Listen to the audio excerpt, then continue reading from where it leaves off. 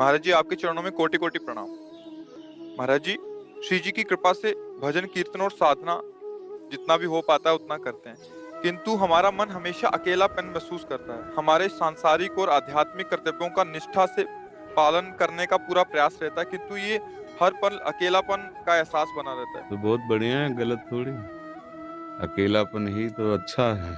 असंगोहम पुरुषा, दूसरा कोई है ही नहीं, एक ही परम पुरुष परमात्मा।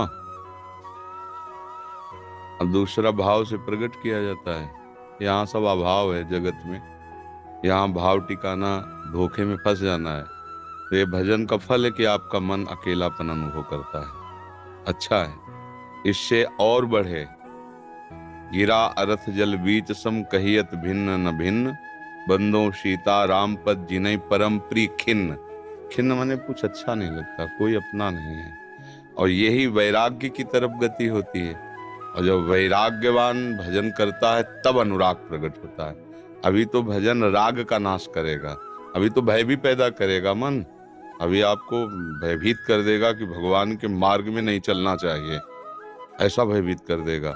तो सत्संग के द्वारा इस भय का नाश होता रहता है। अगर साधु संग मिल गया तो इस भय विषाद से ऊपर उठ जाओगे। जहां राग नष्ट हुआ और अनुराग प्रकट हुआ, फिर अकेलापन खत्म हो जाएगा। क्योंकि अब फिर आराध्य देव की परिकर में उसका अपनापन होने लगता है। फिर तो दिव्य चिदानंद भाव में फिर ये शिकायत खत्म हो जाएगी। फिर तो छिन छिन बिहरत संग, छिन छिन निरखत प्रेम भरी। अपने लाडले अत्यंत प्यारे आराध्य देव के साथ प्रतिपल रहता है भाव से, उन्हीं में आनंद में डूबा रहता है। उसको थोड़ी रहता मैं अकेला हूँ। अच्छा है, पहले अकेलापन ही अच्छा है। अकेलापन कहीं विषय में ना फंसा दे, बस ये ध्यान रखना। क्योंकि अगर इसी को आप प्रधान करते रहे तो मन की वृत्ति के अनुसार माया भेज देगी। फिर आपको लगेगा इस व्यक्ति से, इस शरीर से, इस पदार्थ से, इस पदवी से मेरा अकेलापन दूर होगा। फिर तो भ्रष्ट हो जाओगे, फिर गिर जाओगे परमार्थ से। अकेलापन सुरक्षित रहना चाहिए। एकश्चरति चित्त मनन्ते इसे, अकेला अपना भाव अनुभव करे और चित्त को प्रभु में लगा दे तो परमार्थ का स्वरूप आ जाएगा। अगर ये अकेला किसी व्यक्ति और विषय के अभाव में है तो उसकी पूर्ति होते ही तुम भ्रष्ट हो जाओगे। मतलब भ्रष्ट का मतलब अपने लक्ष्य से गिर जाओगे। तो ये सुरक्षित अकेलापन बचाओ। और ये अकेलापन केवल प्रभु से ही दूर होना चाहिए, किसी शरीरधारी से, किसी विषय से, किसी भोग से नहीं। अगर इसको संभाल पाए तो यही अनुराग की तरफ बढ़ जाएगा, और अगर नहीं संभाल पाए तो यही फिर राग में गिर जाएगा। क्योंकि जहां अकेलापन का कोई भी उपाय मिला दूर करने का, फिर मन टूट पड़ेगा। इसलिए बहुत सावधान रहना। महाराज जी, भक्ति के मार्ग में त्रिविध ताप सहते हुए साधना करते हमारा धैर्य कम हो जाता है और हम विषयों वैसे के त्रिविध अधीन ताप जो है वो भक्ति के उपासक के हृदय में कैसे आ सकते हैं, मुझे नहीं लगता। आप अभी या तो भक्ति को नहीं समझे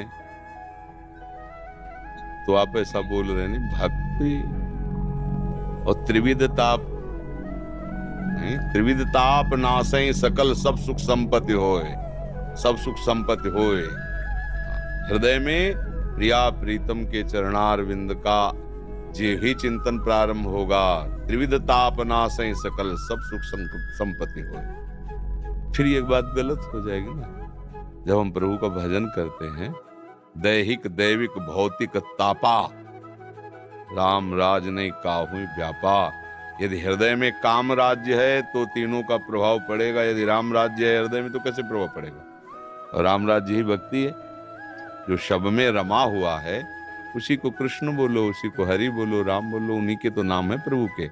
जब उनका हृदय में भाव है तो तीनों ताप किसको दुखित कर रहे हैं। फिर भक्ति कौन कर रहा है, तीनों ताप किसे तापित कर रहे हैं। ये फिर बड़ा इसमें भेद पैदा हो जाएगा। अभी क्या हम लोग भक्ति में प्रवेश नहीं पाए। नहीं तो भक्ति ऐसी सामर्थ्यशाली है, कहीं किंचन मात्र भी कोई भी प्रकट में भी ताप नहीं छू सकता उसको। आएंगे, ऐसा नहीं कि नहीं आते, ये हम नहीं कहते, आते हैं पर व्यापते नहीं। काहू ही व्यापा, वो व्यापते नहीं। जो भगवान का भक्त है वो हंसते हुए तीनों तापों को सह के निकल जाता है। अगर इन तीनों तापों के सहने के सामर्थ्य न हो, तीनों तापों से बाधित रहे, फिर भक्ति का मतलब क्या रह गया? भाई अंग रक्षक है और वही हमें पीट रहा है, तो अंग रक्षक किस काम का? इसका मतलब यह तो अंग रक्षक नहीं है, वो कपटी है। अगर अंग रक्षक है तो हमें पीट कैसे रहा है? वो तो हमारे बचाने के पक्ष में है। या तो अभी भक्ति जागृत नहीं हुई। अगर भक्ति जागृत हुई तो तीनों ताप उसे व्याप नहीं सकते। आने की बात अलग, कोई भी आ सकता है, काम आ सकता है, क्रोध आ सकता है, विपत्ति आ सकती है, रोग आ सकता है, लेकिन व्यापेगा नहीं। उसे आदि दैविक, आदि भौतिक, आध्यात्मिक के किसी भी तरह का ताप उसे स्पर्श नहीं करता, जो भगवत भक्ति से युक्त हो गया है। अब भगवत भक्ति का एक प्रधान लक्षण केवल समझ लो, निरंतर नाम जप। अब इसी की कसौटी में अपने को कस लो, सब ठीक हो जाएगा।